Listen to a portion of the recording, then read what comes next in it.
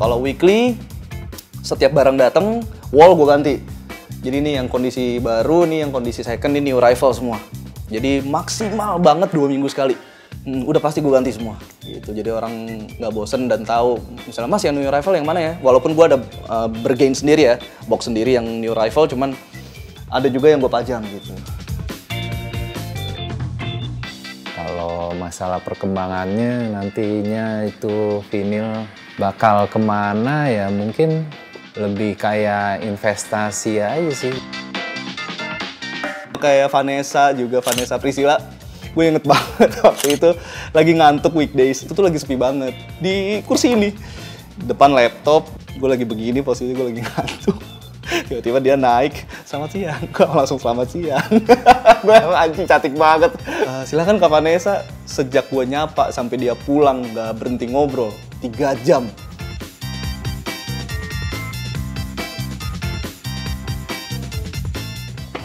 Buat saya vinyl tuh ibarat kasta itu paling tertinggi. Jadi seluruh musisi yang ada di dunia ini pasti koleksi vinyl.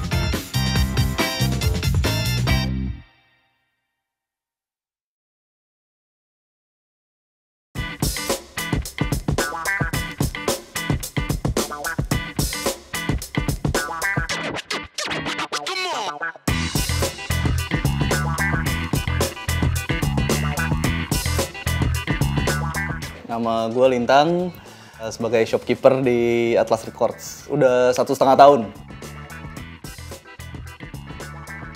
Jadi gue memang main plat, vinyl atau piringan hitam tuh sebetulnya dari zaman ngampus ya, dari 2014. Terus apa namanya, waktu itu gara-gara jadi di Blok M itu ada acara namanya Terminal Musik. Di bazar itu, di Terminal Musik itu ada beberapa yang jual PH juga, waktu itu piringan hitam. Terus gue bingung, emang masih ada ya? Terus kebetulan kenal sama salah satu pedagang yang akhirnya nawarin kerja di sini. Tang, lu mau nggak di record store? Mau lah, gue bilang. Ya udah, akhirnya berujung di sini.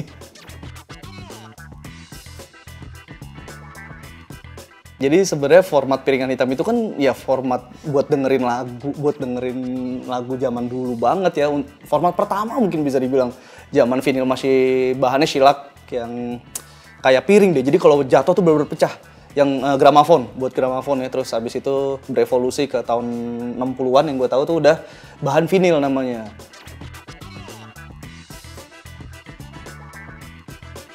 Kenapa warnanya hitam? Memang pada saat itu memang bahannya memang warna itu. Kalau nggak salah si vinil itu memang warnanya hitam. Cuman ya sejalan perkembangan zaman udah ada yang warna. Mulai tahun 90 2000-an, 90 sih udah ada warna. Cuman belum sempurna pada saat itu suaranya. Mulai sempurna tuh 2015 ke sini, vinyl suara dan picture disc. Picture disc masih ada beberapa sih yang noise, cuman kalau warna tuh udah mulai oke lah suaranya gitu. Mulai dikembangin lah, ada yang warna pink, warna merah, warna yang splatter, nyiprat-nyiprat gitu, macam-macam. Atlas Records ini sudah ada tuh 2014 atau 15, tapi hanya online saja, Instagram dan Tokopedia. Tokopedia waktu itu juga baru-baru ada ya kayaknya ya. Terus habis itu yang punya namanya Om Indra, gue manggil Om. Nah, terus Om Indra ini memutuskan untuk buka offline store 1,5 tahun yang lalu itu. Nah dia kenal sama shop yang punya record store lain. Nah record store lain itu kenal sama gue, makanya nyaranin gue, Tang lu mau nggak kerja di record store? Wah mau banget gue. Udah so, akhirnya di interview cocok, akhirnya udah gue di sini. Ada vinyl, turntable, ada cleaner juga, ada lapnya, jadi kayak lap kacamata gitu, cuman yang buat vinyl. Ada cleanernya, kita soalnya pakai cairan khusus gitu sih. Ada kaos juga, cuman kaos nggak begitu ini sih, lebih ke ya aksesoris buat vinyl lah ya, cleaner, terus lapnya gitu-gitu.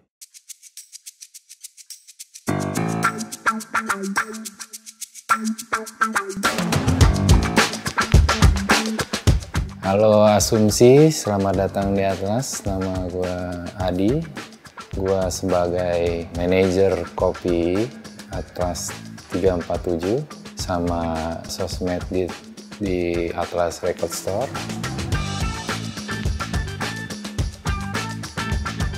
Atlas Record ini awalnya itu merupakan toko online. Saya mulainya itu dari offline ini dibentuk sekitar tahun 2021. Kalau ke Atlas Record ini, selain mendapatkan experience untuk kita nemu musisi atau artis yang membuat covernya, produser musiknya, labelnya, itu kita bisa digging di atas ini. Kalau nggak ditemenin kopi itu kayaknya nggak fokus gitu. Jadi mungkin itu experience-nya ya. Jadi makanya kita bikin coffee shop di bawah, selain untuk menemani digging juga untuk menemani customer yang cuman menemani temennya digging atau pacarnya digging gitu. Ya itu aja sih. Dengan mungkin suasana yang berbeda dari coffee shop lain, itu ya koleksi yang kita punya aja sih dari plat-plat yang ada di toko ini. Kalau bedanya sama record store lain mungkin cuma jualan plat, tapi kita juga jualan kopi.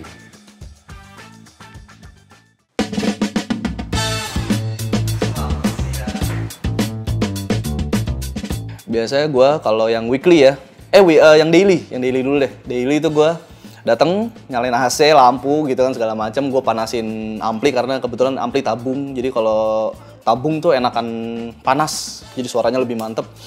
Terus gue bikin kopi dulu, ke atas dulu gue naruh tas, jaket segala macem.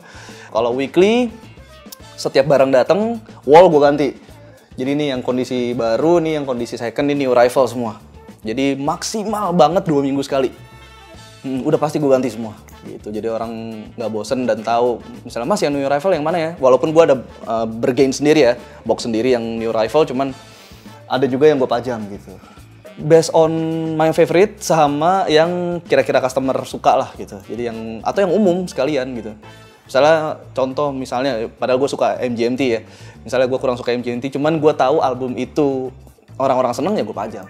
Kalau dari trennya ya dari 2014 ke 2019 sebelum COVID stabilnya, tapi nggak yang naik banget ya. Ya masih gitu-gitu aja.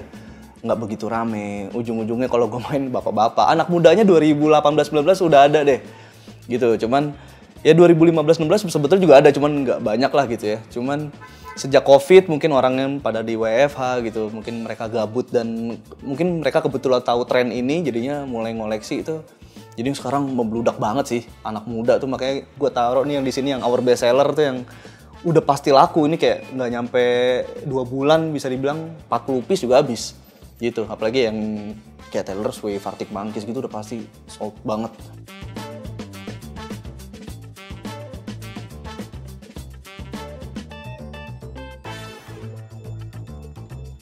Awalnya kan saya koleksinya tuh kaset sama CD ya. Ketika ketemu vinyl atau piringan hitam atau plat ini, yang membuat saya tertarik itu untuk koleksi itu dari dia itu sebenarnya kayak plat atau vinyl itu udah seperti kayak hard disk atau storage data dalam bentuk groove. Itu yang bikin beda. Buat saya vinyl tuh ibarat kasta itu paling tertinggi. Jadi seluruh musisi yang ada di dunia ini pasti koleksi vinyl.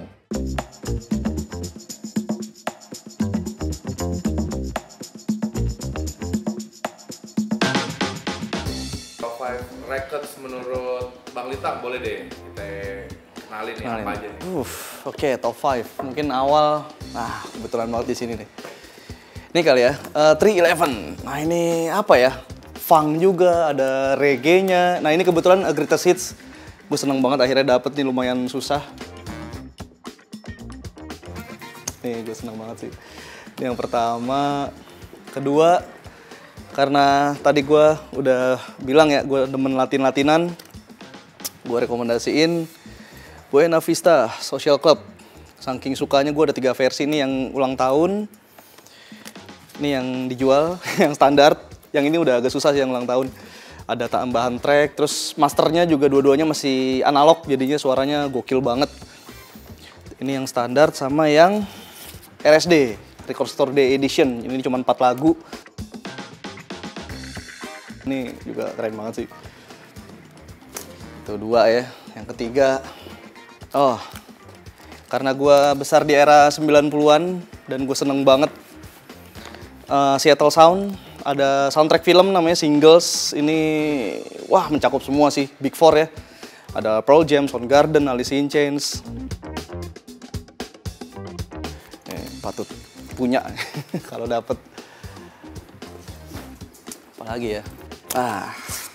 Tadi kan kalau nggak salah gue bilang tuh ya, seneng banget kalau metal tuh namanya thrash. Nah ini Slayer, album Season in the Abyss.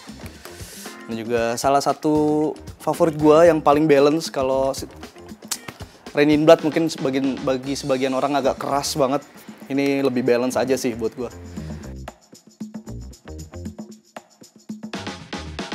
Rain in Blood sama ada BDI. Ini side projectnya Liam ya, adiknya Noel. Tapi ini patut juga sih. Kalau nggak salah memang cuma 1 album, terus bubar. Gue juga taunya pas kerja di sini kayak, keren banget, bagus banget sih. Patut dengerin. Nah ini Rock Indonesia. Rock Indonesia tuh sebetulnya nggak begitu banyak. Nah ini yang tersisa, yang masih ada. Salah satunya Dewa. Ini baru 2 bulan yang lalu kali ya. Ini sisa 1, terbaik-terbaik. Gue pas banget sama judul albumnya terbaik-terbaik karena ini salah satu favorit gue selain Pandawa 5. Ini juga gokil. Nih masteringnya oke om. Aduh suaranya oke. Jadi nggak harus yang di turntable high end. Itu udah suaranya udah keluar banget. Love this album lah pokoknya. Dan gue baru tahu ternyata Om Iwan Fals dulu punya band namanya Suami. Ini ada Bento, Bongkar gitu. Gue ternyata baru tahu di sini. Ini juga gokil, keren banget. Ngabung gokil banget sih. Dan suaranya bagus banget. Isi 3 plat maksudnya. 2, sorry. Isi 2 plat cuman masteringnya gokil. Ini sorry ya agak lecek. Tapi ini juga rekomendasi.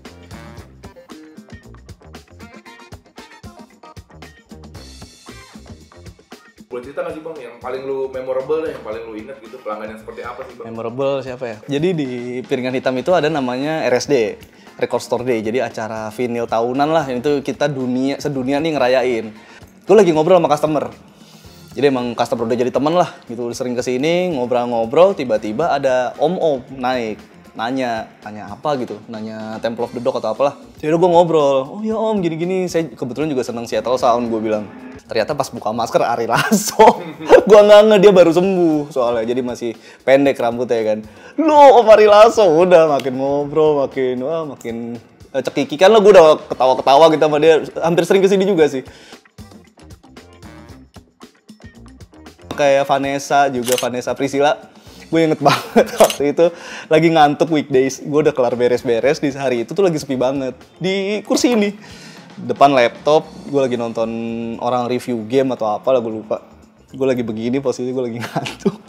Tiba-tiba dia naik, selamat siang. Gue langsung selamat siang. Gue anjing cantik banget. Udah, terus gue mau nyapa waktu itu kan kayak bingung kan, aduh gimana ya nyapanya. Akhirnya kan duduk di bawah sini, gue ada dingklik gitu kan, kursi kecil. Silakan Kak Vanessa. Sejak gue nyapa sampai dia pulang gak berhenti ngobrol 3 jam.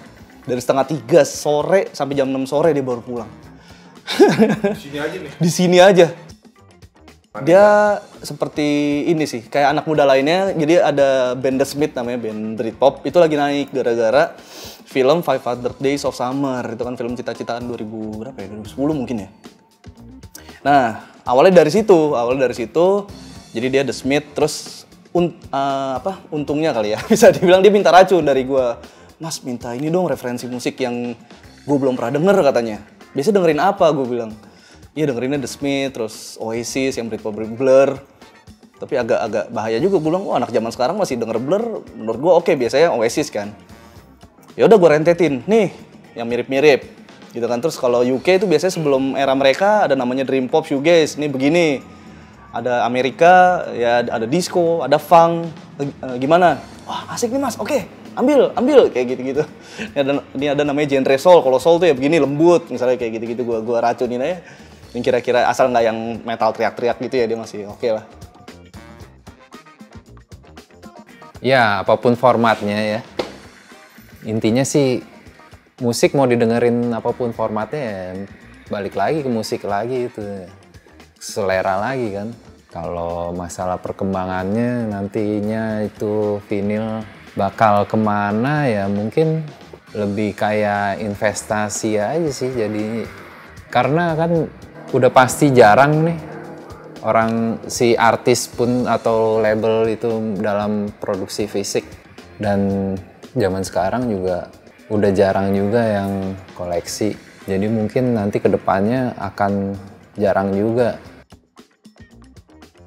Kalau dibilang mati sih nggak, yang namanya rekaman itu ya sesuai katanya Jimmy Multazam nggak pernah mati.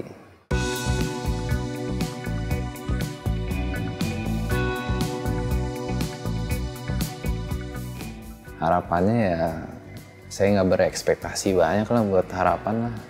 Yang sekarang aja udah gimana caranya budaya koleksi tetap bergerak gitu, tetap ada yang koleksi gitu. Nggak ada salahnya juga gitu kita punya koleksi gitu. Itu kan bagian dari hobi ya. Jadi bebas aja sih. Cuman lebih seru aja kalau koleksi dalam bentuk fisik.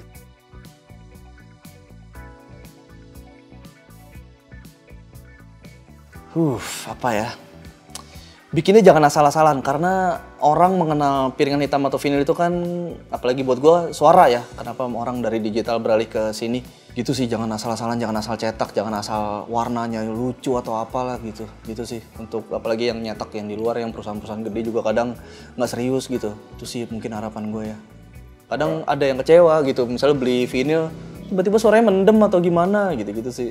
Padahal misalnya gue nyetel, misalnya customer itu padahal gearnya udah agak high end gitu, tiba-tiba misalnya gue main ke rumahnya, oh iya ya berarti memang vinilnya jelek. Harapan lu untuk konsumer nih? Tetap membeli sih biar saya dapat bonus. enggak apa ya, kembangin selera musik lo aja sih, karena di vinil gue bisa berkembang banget kali ya. Mungkin gue udah dengerin jazz, udah dengerin blues gitu ya sebelum kerja di sini, cuman pas kerja di sini bluesnya lebih aneh lagi, yang Delta blues yang tahun 30-40 gitu, gue kan belum pernah tahu. Tiba-tiba gue dengerin kayak Robert Johnson dan lain-lain lah. Terus misalnya apa dream pop atau shoegaze, gue cuma taunya My Bloody Valentine. Oh ternyata ada Cocteau Twins, Slow Dive Ride, Chapter House, ada wah banyak banget lah. Gitu-gitu. Kalau Indonya bisa gue bilang kayak Pure Saturday, ya gitu-gitu lah.